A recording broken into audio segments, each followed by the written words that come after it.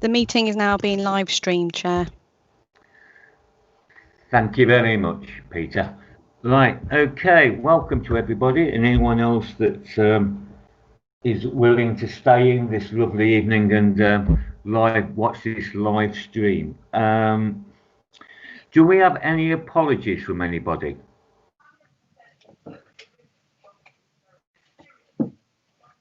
Kelly?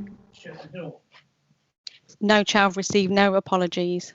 Right, okay. Before we go any further, it hasn't been a very enjoyable first 6 months of the year with COVID, etc. But I would just like to have a minute's silence. We have lost 4 dear friends over the first 6 months.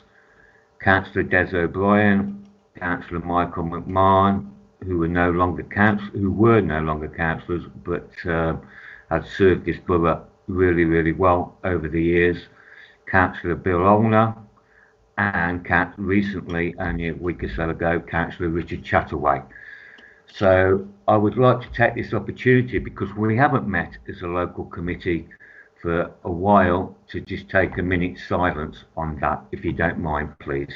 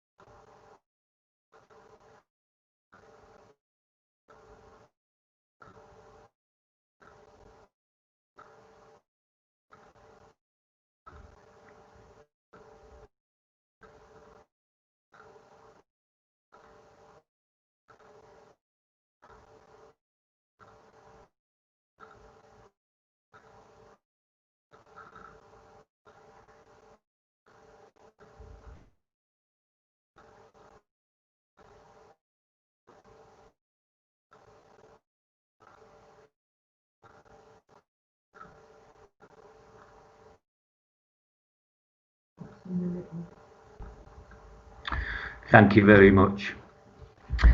On another note, before we go further, you will notice that one of our stalwarts isn't with us tonight, and that is Kathryn Morton, who has retired yesterday after 40 years of serving this council, coming to us at a very early age and working her way through the department and training and qualifications. And I must say it's going to be quite difficult to work without Kathryn, but obviously we've got young people in Philip and Adam that will be coming through, and I hope they both have a long career with Nuneaton and Bedworth Council. So I don't know, and I doubt it, that Kathryn will be live streaming this tonight. I'm sure she's got other things to do over the years of having dealt with 2 borough plans. Right, okay, is there any declarations of interest? No? Okay, is there any public consultation? Anyone has written in, Kelly, or? We've had no public statements, Chair, and I've had no other councillors who are not on this committee request to speak either. Thank you very much, Kelly. So I'll move to agenda item 6, the local plan review. Adam, sorry, Chair. There's the minutes to do. There is the minutes to do. Thank you very much, Kelly. It's in the wrong page. Right, minutes. Is there any comments on the minutes from last time? We had an update on the local plan and timetable for future work and review, and it was resolved in those minutes. Okay, thank you very much, phone. Turn off. Resolved that the report be noted, a further detailed report on Gypsy and Traveller Development Plan document be brought to a future meeting, so that's here today. The further detailed report on the evidence base required to support the plan review be brought to the future meeting of the committee. That's here today, and the briefing note on affordable housing, which is also with us today. So would someone like to show their hands? Oh, Robert, hold on.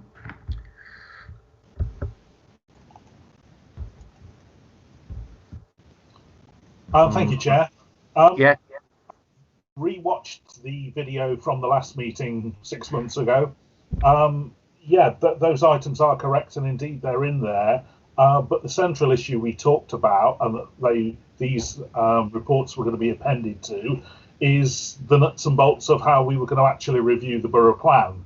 Because the first thing we opened with, and if anyone wants to look at the video, it's from 14 minutes 40 seconds in. We were talking about this was supposed to be an immediate review of the borough plan. We're an awful long way down the road. There's nothing in here about the numbers in the housing or the amount of employment land. That's what we wanted to review. That's what we promised the public, an immediate review of the borough plan. And we haven't got any of the numbers or any of the mechanisms explained about how we do that. And then there was a supplemental thing about Gypsy and Traveller and other stuff about affordable housing. And they're all good and interesting things. But fundamentally, this working party, this committee is about honouring the council's promise that we all voted on to accept, to have an immediate review of the borough plan. And there's still, when you look at this in here, and the item that you're just about to come on to, item 6, still doesn't give us any of that. So, in fact, all it says is that, we ask permission of the Cabinet to start the process of gathering the evidence for an eventual review. Oh, subject to the publication of revised government guidance and all sorts of other get-outs. So, we're a bit of a talking shop here, and I don't want, Chair, to be kind of dignifying this with a credibility it doesn't really deserve if we're not doing what was promised to the public, which is reviewing the borough plan. We're just 18 months down the road, or whatever, over a year down the road, and just dancing around it. Can I go back? Are we going to okay the minutes? Can I have a proposal for the minutes or not? Because this is what we're on at the present moment in time. Yeah, I'll move we approve that, Chair. Is there a seconder? Seconded. Right. Noted what you said, Councillor Tromans. We'll now move on to agenda item 6, which is the purpose of the report to update members of the progress of the last report in 2020. Everything we're doing is to do with the local plan. So, Adam, can you please bring the report, please? Thank you, Chair. The report as presented sets out the latest progress in terms of the development plan documents and supplementary planning documents that officers have been working on since January. The first set of supplementary planning documents have been approved by Cabinet and are to be tabled for adoption at the July full council meeting.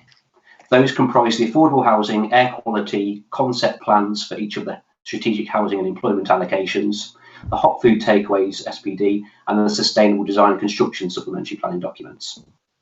A further set of supplementary planning documents are to be produced looking at heritage, green infrastructure and open space, health impact assessments and parking standards, and it is hoped that those will be subject to public consultation later in the year. Cabinet have also approved public consultation on the Town Centres Area Action Plan. This is an initial issues and options stage focusing on Nuneaton and Bedworth Town Centres. Consultation has been delayed due to the COVID-19 restrictions, but it is intended that the consultation will start as soon as consultation requirements can be complied with. What do you want? Officers have also been progressing the Community Infrastructure Levy charging schedule, or SIL charging schedule as it's called, which builds upon the work undertaken in 2015. The Community Infrastructure Levy is an additional charge on certain types of development. The charge is non-negotiable and goes towards delivery of infrastructure. The SIL will not replace the Council's current methods of obtaining infrastructure and funding through planning obligations such as Section 106 agreements. However, SIL would provide an additional mechanism to obtain financial contributions towards new and improved infrastructure. Consultants have been appointed to assist with the viability assessment to determine the appropriate amounts to charge. Once that viability work is complete and an appropriate charge is determined, There will be a public consultation on the draft charging schedule, and officers are working towards a consultation in the autumn. As set out in the report, the first part of any local plan review will be an update of the evidence base. A key component of the evidence will be the update of the Housing and Economic Development Needs Assessment. However, further changes to government guidance in relation to the standard methodology for assessing housing need are expected soon following the ministerial statement in March. Nonetheless, a number of planning authorities in the sub-region have committed to undertaking plan reviews. As set out in the report, to minimise costs and fulfil legal requirements such as the duty to operate, it may be preferable for the council to contribute to a sub-regional housing and economic needs assessment. It is envisaged that a brief for updating the sub-regional assessment could be commissioned jointly by officers of the authorities within Warwickshire and Coventry over the coming months. That joint working is overseen by the Joint Committee. As a backstop position, officers are recommending that the Council's local development scheme, which is the formal timetable for plan production and review, is updated and considered at the September Cabinet meeting, together with a list of policies suggested for review. Thank you, Chair. Thank you, Adam. Claire, you've got your hand up. Claire? Unmute. I know it's I'm on my iPad for a change. So I've got a couple of queries based on the kicking off of the review. On 3.4, where it says refreshing the evidence base, in the report, that is, the National Planning Policy Framework expects the strategic policy making authorities to follow the standard method in assessing local housing need. However, the government's guidance clearly states that this is only the starting point. So we've got a starting point, but has anybody made representation to government when we had the last meeting? There was an issue with you either have to assess the whole plan or nothing. Did anybody actually then take away from that meeting and make representation to government that we need to be able to break this down? Rather than assessing the whole thing, we need to be able to assess some of the plan and maybe not all of the plan at once. That was mentioned at the last meeting. So was anything done with that? If so, what was the response? And when we talk about the sub-regional housing review back in December, you, Neil, at the full council said that you'd been having discussions with other partner councils, but we've not seen any evidence of that, or there's been nothing come forward about a review on the housing needs sub-regionally or regionally. So can we have an update on what's going on there as well, please? Regarding the second point, Claire, there has been no further meetings over joint working. We were supposed to have 3 workshops. We had the first one, which was very generic, with councillors and planning officers from across the districts and boroughs. But since COVID, nothing else has happened on that. On the first point, so that's understandable. Yeah. On the first point, no, we haven't approached our MPs or ministers, etc., to put out an Nuneaton as a case whereby we don't follow government guidance, and we are waiting for more government guidance.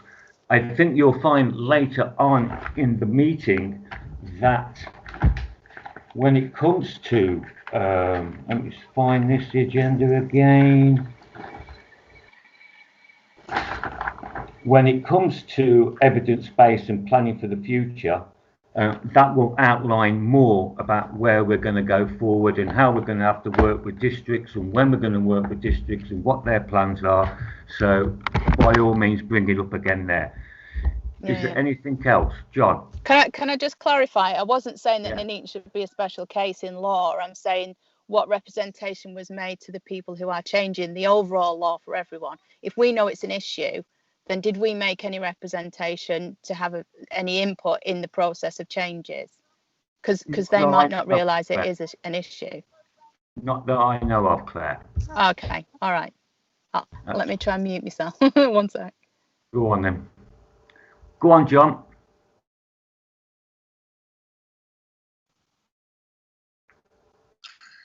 Chair, it's just that on page 18, 345 in the report, it says that the guidance on the standard method is to be updated by the government shortly.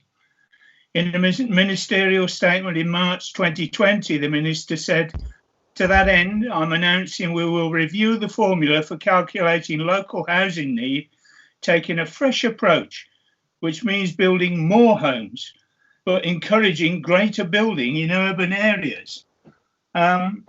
Chair, it seems to me that this report is hinging a bit on that statement, that the reason for waiting until the Cabinet consider a report later this year is that we are waiting for that guidance to be issued by the government so that we can do it in a proper way, taking into account what government has said and what they are presumably going to encapsulate in guidance, which means in the end it's law in planning terms before we can actually move ahead. So I would have thought one's MPs were the people to talk to if you want to see some action on that point. Thank you. Thank you, John. Councillor Grant, Seb. Thank you, Chair. While you may have a point there, what we've got to keep in mind is that the Minister's comments would have probably been from, and correct me if I'm wrong, the beginning of March, before the extent or the COVID-19 lockdown was announced or even predictable. Also, I don't think that we need central government to tell us that the COVID-19 situation and its effect on the economy, just looking at the figures now, it's a bigger retraction of the economy than 2008. It's looking very similar to 1974 at the moment, and that's just going on figures from a couple of months ago. But that's not even the latest stuff. I don't think that we need central government to tell us that that economic effect on the borough is going to necessitate a review. It's going to lower housing demand. That we don't need central government to tell us that. So I think that we need to go ahead with a review, not sit on our hands, because that's what it sounds like is being suggested here. Thank you very much, Seb. I don't think we're sitting on our hands. This is all part of the review. Although we want to get to the numbers, we just can't run to the numbers on our own. Barry. Thank you, Chair. I don't know about March. It's this week. Yesterday we had, or was it yesterday? Yeah, we had build, and the whole has gone up in the air because I think there was a discussion or certainly comments made about ripping up the planning regulations and guidance and starting from scratch like they did in 2011. And we're in this cleft stick, aren't we? And sort of in a state of limbo because the Chancellor is going to make all the announcements next week.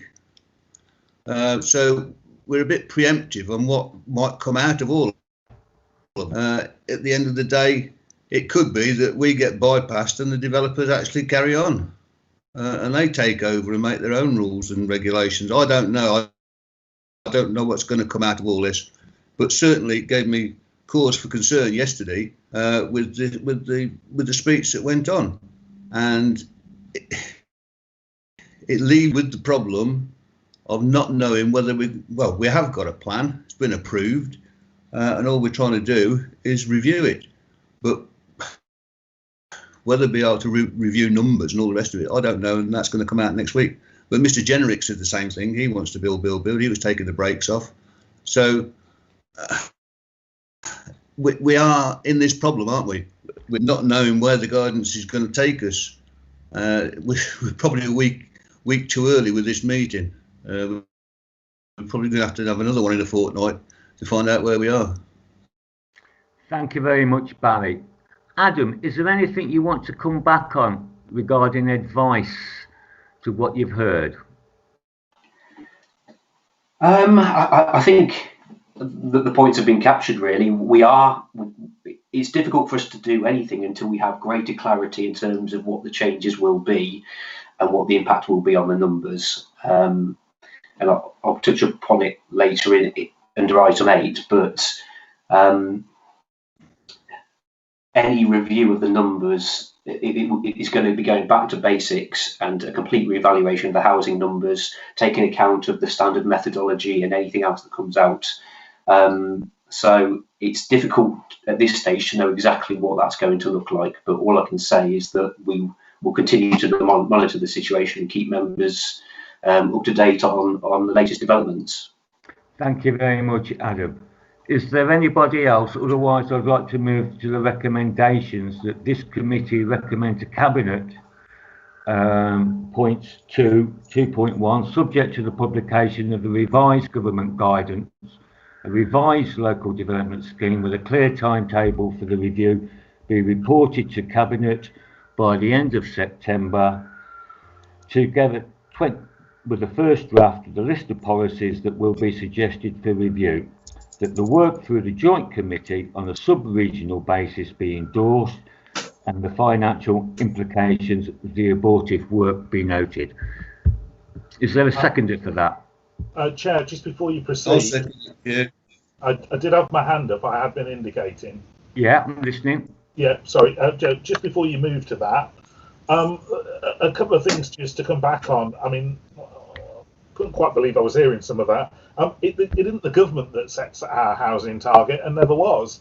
I think the last review that I saw that came out was that there's a general expectation from the government last year or the year before that we produced something like about 8,000 houses in our area, and we put forward a borough plan, or rather the controlling group put forward a borough plan for 15,000. And again, if I can take you back to our first meeting of this committee, it became very apparent to all there that we were falling further and further behind that target, and that target of 15,000 was unrealistic. So the whole point of a local plan is it's a deliverable, and it suits the locality that the plan covers, not meeting some arbitrary government target, because if it was, you'd have agreed 8,000 and not 15,000. So, the government is already flagged what it's going to change. It's saying it's going to make it easier to convert empty shops into living accommodation. It's saying there's going to be greater pressure on building on brownfields first and not on greenfields, as we've been doing here. And it's looking to make the new homes bonus maybe more generous and some other stuff like that.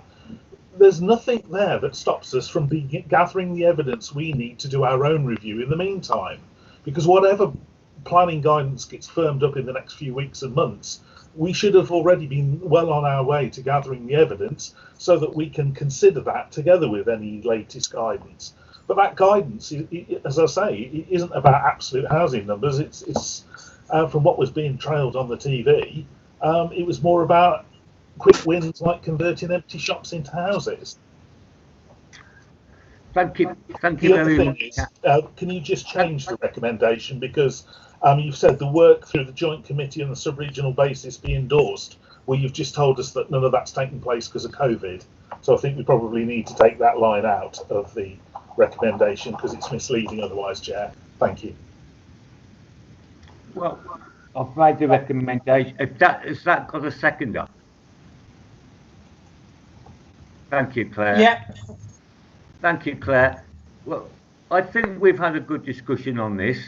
I think we'll be going round in circles, and I also think that everything that you've mentioned, Councillor Tromans, will be covered in a further evidence base and planning for the future document in Agenda 8.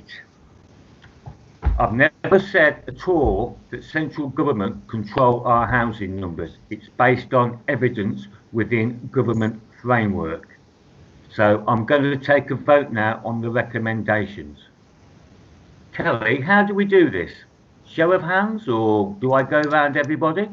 It's up to you, Chair. You can either do ask each member one by one, or you can do a vote of dissent. So if no one sort of objects, then you can take it as they've agreed. But it's up to you how you want to do it. Do you have to... Can we just clarify what we're voting on? Are we voting on the removal of the joint committee text? No. No, we're voting on the substantive motive. Well, yes, fair enough, Claire. Yeah, we shall vote on this. Chair, sorry. I'm sorry to interrupt, but I actually seconded your recommendation. You I did. think you thought it was Claire who was speaking when you said, thank you, Claire. I actually seconded your recommendation as printed, Chair. I seconded Rob's suggestion, and that was when you said thank you, Claire. We will move to the amendment first. Okay, so those in favour of the amendment, I will run through the names of those here tonight. Councillor John Beaumont, for or against the amendment? Against. Claire? For. Seb? For. Barry? Against. Andy? For. Jill? Against. June? Against.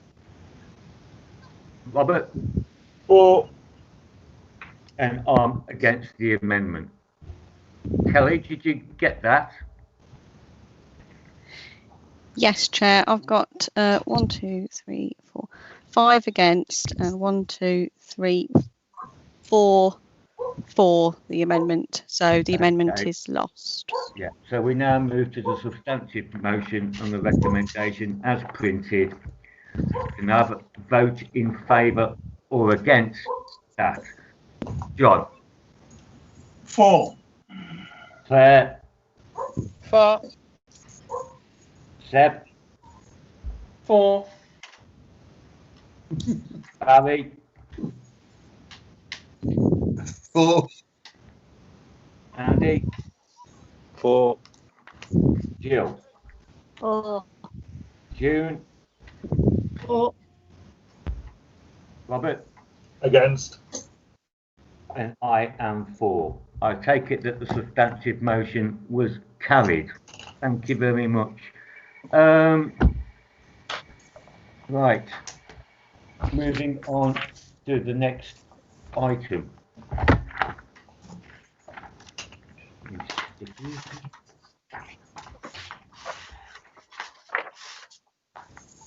Agenda item 7. Welcome, James. No, it'll be Phil. Phil, yeah.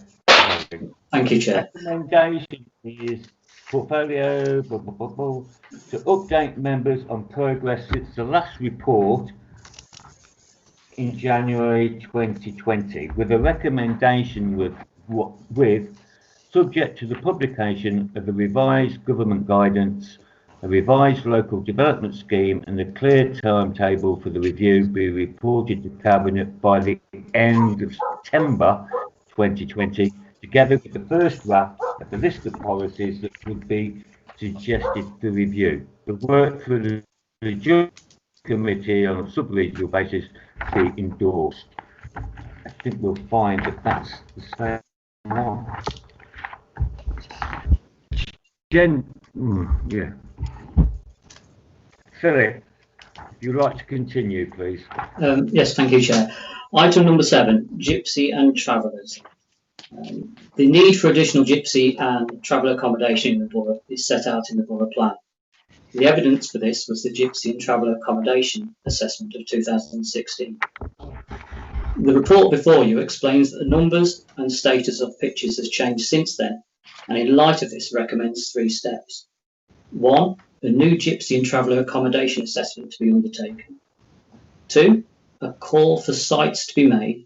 And 3, a report of options for grants for provision and or refurbishment of such sites to be produced. Thank you, Chair.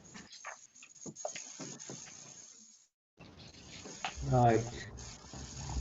On page 24, there is a recommendation, having gone through, having listened to Phil there, to note report and agree that further reports be brought to a Gypsy and Traveller Development Plan on an evidence base required to support the plan review for the future of this committee. But also, I'll find it now, there is another recommendation on page 47 before we go into the report, that a new Gypsy and Traveller accommodation assessment be undertaken with an end date of 2036 to provide evidence for a Gypsy and Traveller development plan document and for a review of the local plan. I personally feel, committee, that this is something that we look back on in 2015, 2016, and it was never nailed as to transit sites, etc. But it's something that we need to include for the inspector at some stage going forward within our local plan. You know, we've never come to a finalisation of exactly what we need, where we need it, and it's something that as committee we really do need to address. So is there any comments on the report, which is lengthy, and I haven't read it all?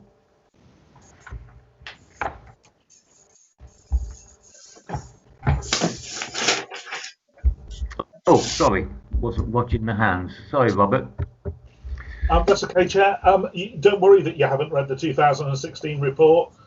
As I mentioned at the first meeting that we had of this committee, I had read it at the time, and I spoke about it in the council chamber, and I pointed out the mismatch between what it said was needed and the evidence that was in there. And I think that's why we never got to a conclusion, because the evidence says you've got a shrinking population and under occupancy, and yet the conclusion called for more sites, which was the very point that I took up at the first meeting of this committee with Kathryn. And she said, well, what is it that you want out of the report? And the comments that were made were, and I quote, to test the assumption that there is any need at all, net need. Because Kathryn took some time and effort to explain to us that every single application that's come forward has been approved where people have wanted to have sites, and that's been done, and that we do indeed have under occupancy in existing county council and other provision. So that's really what we were hoping to get at this meeting. What we've got instead is a copy of the old report from 2016 and something that says we should get a new report. Well, I agree, we should get new evidence, but I think the starting point for that new evidence needs to be an open mind, because as far as we can see, the hard evidence on the ground is there is no net need, and that's where we need to start from, and the report needs to demonstrate exactly how there is a need, if there is one, or agree that there isn't a net need. Thank you very much, Robert. I totally agree with you and the fact that regarding an open mind on this, it is historical what we've got in front of us. I'm very interested in the fact that snapshot counts of the number of Gypsy travellers are normally made on a voluntary basis every January in July. I'm just wondering, and I would suggest that be very interesting to see what the results come out on in July this year. And I think it's the county that actually do the head counts. I'm not, and the counts are only conducted on a single day twice a year. So, but I'm totally with you there, Robert, with an open mind as to actually how much we do need. Barry. Thank you, Chair. I've read through it. It is a comprehensive document. Whoever put these together, they want a medal, I think, because that's quite a lot of work involved in. But there were some conflicting statements and some repetitions throughout the whole thing. But it is something that we are obliged for inclusion in the Borough Plan. I don't know where Councillor Tromes is coming from. Well, I do know where he's coming from. But the issue is it's something that needs to go in the Borough Plan at some point. At the moment, we need to do that particular work. I think not the recommendation but the report certainly mentions a transit site for about 28 caravans, which is not that many. The whole issue remains open, and we're looking at 2036, I think it is, to have something within the borough plan. But I think we have to do it prior to that. Solihull Egyptian Travellers Committee, or whatever they call themselves, are already doing that, and that's under examination. So I think eventually we're going to have to bite the bullet, but we're not going to get a site voluntarily. That's the key issue here. There's no sites coming forward, and I doubt very much if there will be sites coming forward. What we do in that circumstance, I really don't know. We'll probably end up on the green belt or somewhere under the M6 junction at junction 3 for a site. But it's a very difficult one, but we're never going to get to the bottom of it through this committee. I would think it's probably going to have to go through council anyway at some point, as is this the findings of this committee. So I think we need to carry on. It's a good way forward to do the assessment as we go and get further reports back on what we need to do. And it all might change again next week anyway, so we never know what's going to happen. And they might buy up another field themselves, as they've done in Bulkington and other places. So we might well be on a hard into nothing in that respect. So we'll be looking at certain things throughout the whole lot. And if they do manage to get their own sites, then it'll be a planning application, presumably, usually after the site's built, and we'll carry on from there. But that's all we could do, is just carry on going through the process. Yeah. Thank you very much, Barry. I'll move the recommendation, Chair. I'll move the recommendation.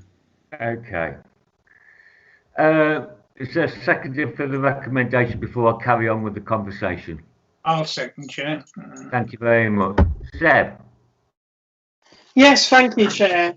As Councillor Troman said, based on the evidence, there seems to be no need. The only way I could see there potentially even being any demonstrable need for more is if there's any possible way to project the demand for transit sites up to 2036. It seems too immeasurably small a group to really be able to get any statistics on that, to me. So I can't see there being anything to justify adding any more sites between now and 2036. Another thing to keep in mind is, like has been said, the word from central government, the word from central government is that any reviews to local plans will emphasise less greenbelt building, more brownfield.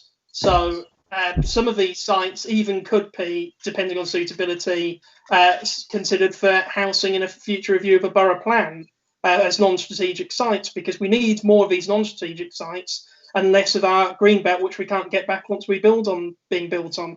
Hopefully we can all agree on that.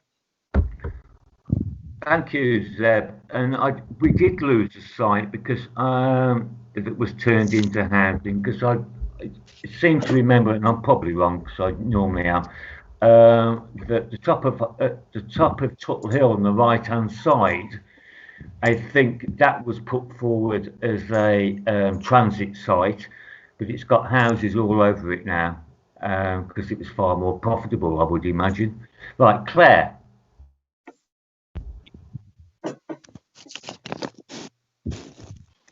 Hello. Yeah, I just wanted to add into the conversation about the reviewing of the Gypsy and Traveller numbers, that there is going to be legislation coming up that are going to minimise numbers of Gypsy and Travellers as well. So that is also going to be coming down the line, because we're looking at something along the lines of an Irish approach, where you are not that you're not allowed to be a Gypsy and Traveller, but you can't rock up and pitch up anywhere, and that will actually put people off from doing the usual travel. So can we make sure that we keep abreast of any changes to the legislation on gypsy and traveller movements and the legalities of pitching up on open spaces that we've got, because that will actually inevitably reduce the numbers of gypsies and travellers that are coming over here and pitching up on places where they subsequently won't be able to pitch up. So just to bear that in mind through the review. Thank you very much, Claire, and we will. Jill, do you wish to speak? Thank you. Can I just ask, it's for the officer, can I just ask that when we look for sites that we're also speaking to the county council, obviously, because they've got lots of land in our borough. Can I be assured that will happen? Yes, that'll take place. Thank you very much. As officers, is there anything you want to come back on with what you've heard? No, they're all reasonable comments. I think there's certainly not a closed mind from me at all. I'm new to the authority, so the first thing I'm going to be doing is working out where all the existing sites are and the levels of take up on those sites, and that will be the first thing to do, and then we'll take it from there and see where we are. But I will keep abreast of legislation, and I will speak to the county council on those points. Thank you. Thank you very much. So the recommendation was put forward that a new gypsy and traveller accommodation assessment be undertaken with an end date of 2036 to provide evidence for a gypsy and traveller development plan document and for a review of the local plan. I'm quite happy with that, because this is a bullet we're going to have to bite sooner or later. And if we all keep an open mind about it and get the information come forward, we'll be able to make some decisions on it. But it's something we've got to do sooner rather than later. But with legislation changing, and like Claire's talked about, and maybe population changes, gypsy movements, etc., it's a movable feast. So can I have votes for the recommendation that we just continue this? You know, we have assessments brought forward. For Is that, there any Chair. objections to that?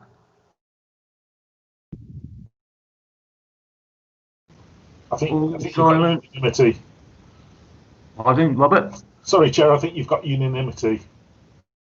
Whew. Thank you very much. We move on then. Right, Adam, evidence-based and planning the future document, page 190. Thank you, Chair. This report follows on from the request at the January Local Plan Review Committee meeting for a more detailed report on the evidence base required to support the plan review. Legislation and guidance requires that a local plan or any review of the plan is based on robust and up-to-date information. Appendix A of the report provides a spreadsheet showing all of the evidence documents, when they were produced, and whether the documents can be updated in-house. If they cannot be produced in-house, it is because the council does not have technical or specialist knowledge in-house to update the information, or it is not responsible for producing that evidence.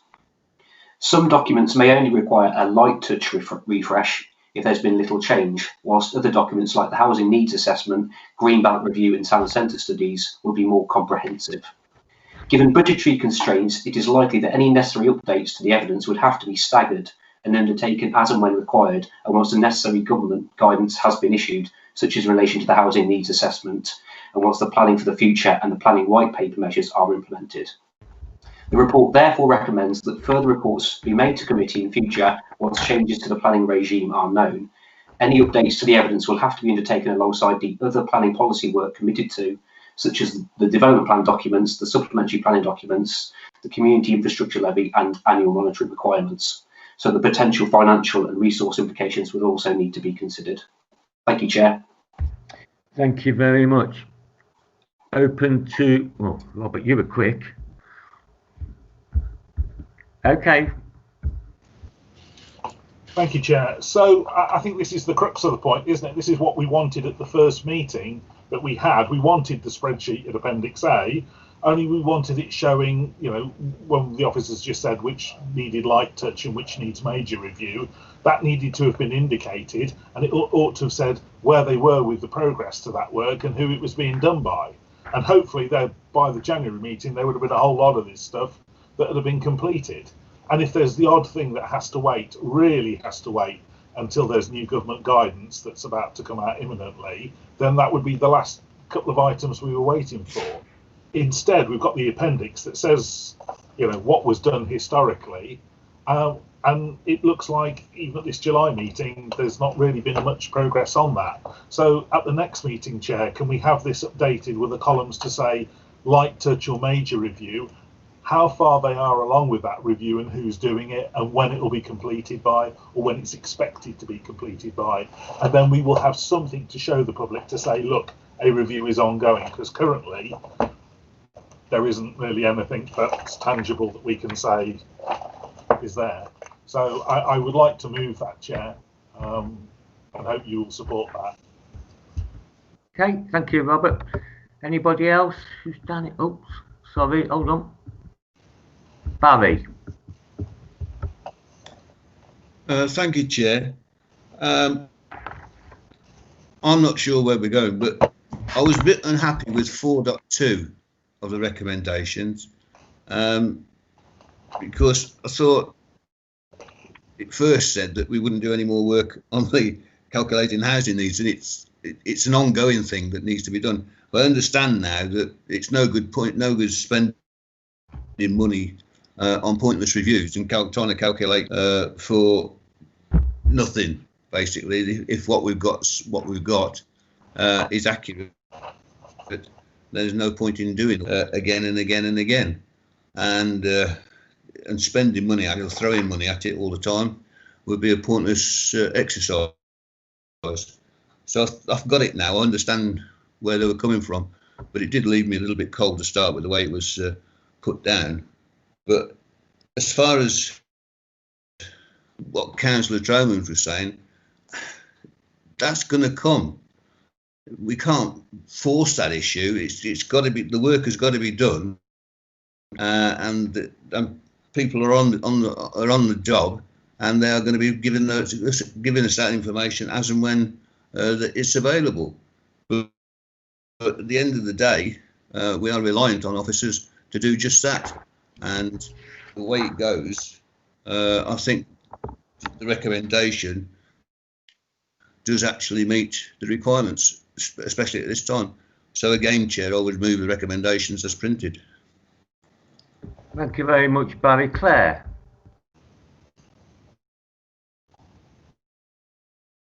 Speak, Claire. Yeah, it's just to ask clarification. So all these documents that are listed under potential to produce in-house, yes.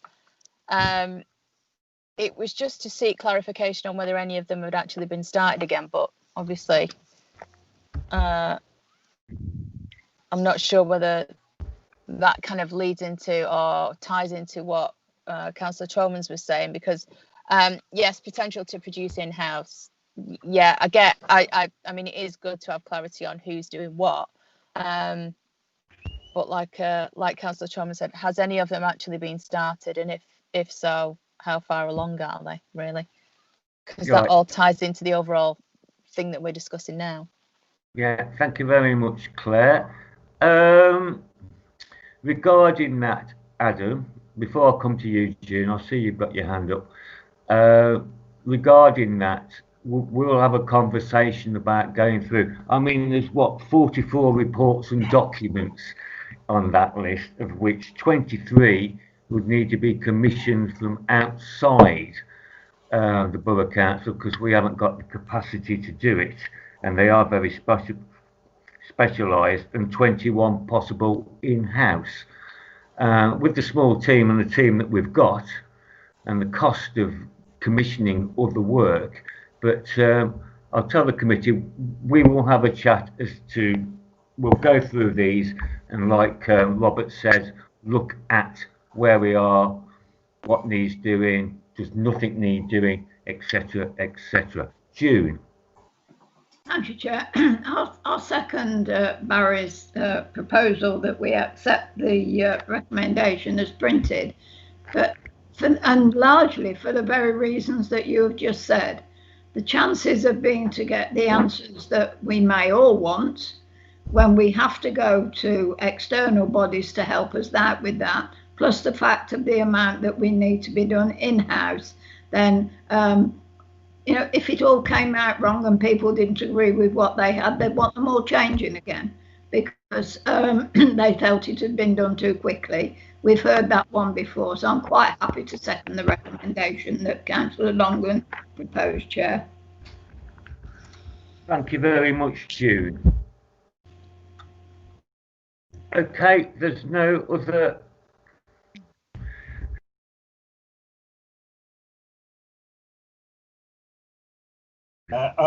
I hear what's been before I vote. You were saying to Adam, Chair, that you're implying that there would be some update of this spreadsheet to show what's a work in progress and ideally when it will be done by.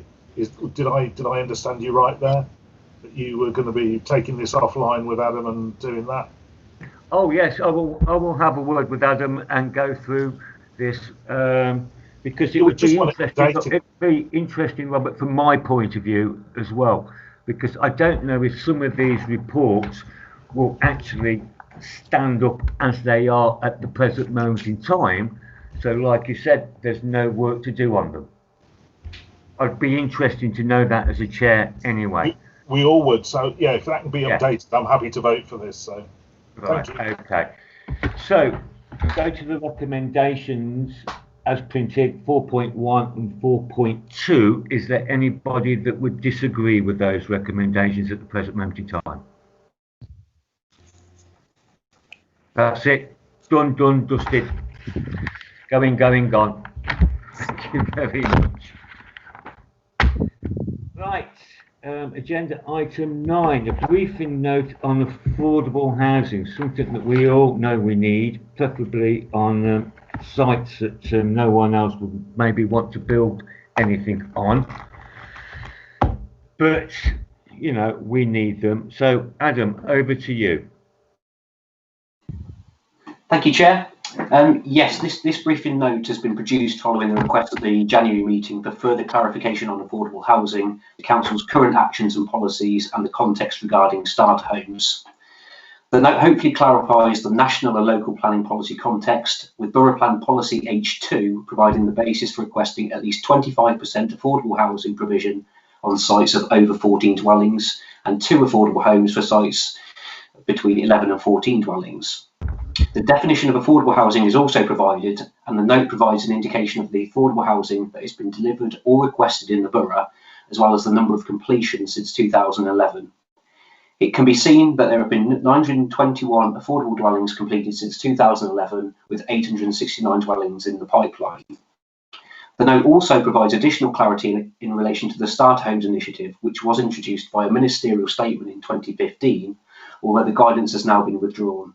The government has, however, consulted on a possible First Homes initiative. These would be homes sold at least 30% below the market rate and prioritised for first-time buyers, serving members and veterans and key workers. If First Homes are to be implemented, further legislative or policy changes would be required.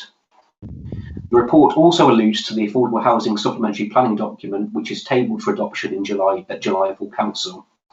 That document provides further guidance to support Policy H2 and covers various issues such as the preferred mix of affordable housing, the design of it, and clustering of affordable properties. If the SPD is adopted, the document will be kept under review and updated if there are any material changes. Thank you, Chair. Thank you, Adam. Committee, any comments?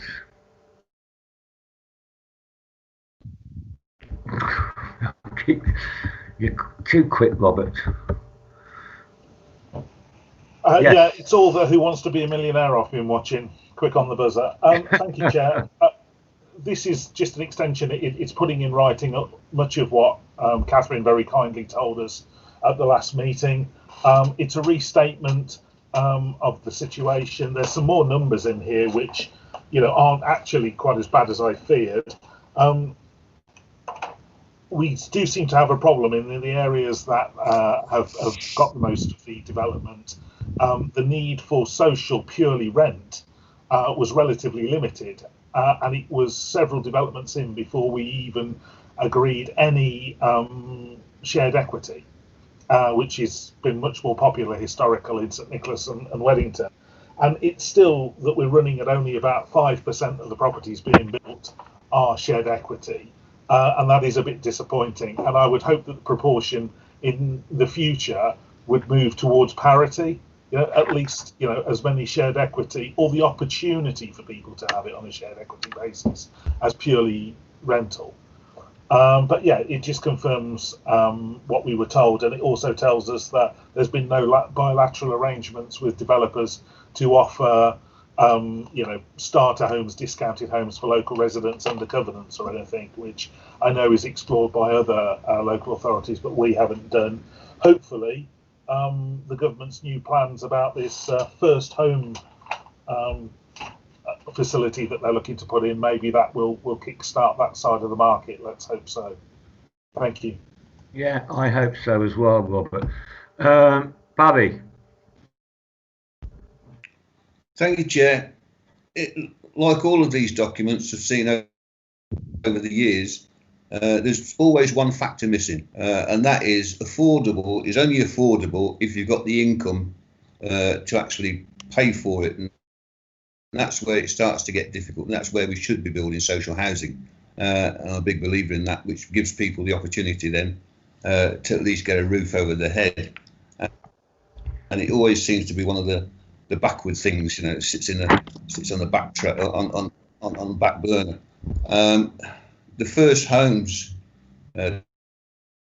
type idea has not been too welcomed by developers and mortgage lenders, and I think something's going to have to happen there to give incentives, because I don't see how that's going to be possibly working if in the current circumstances. And that's about it. I mean, we need to look at what is going on, but I'll never ever get my head around this affordable. It's only affordable if you can afford it, and there's not an answer to that.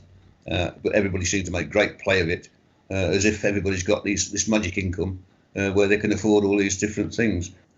So I'll leave it at that, Chair. Is there anybody else? No? Well, at that stage then, we'll note the report. I do believe that is the last item on the agenda. Kelly, can we arrange for live streaming to stop?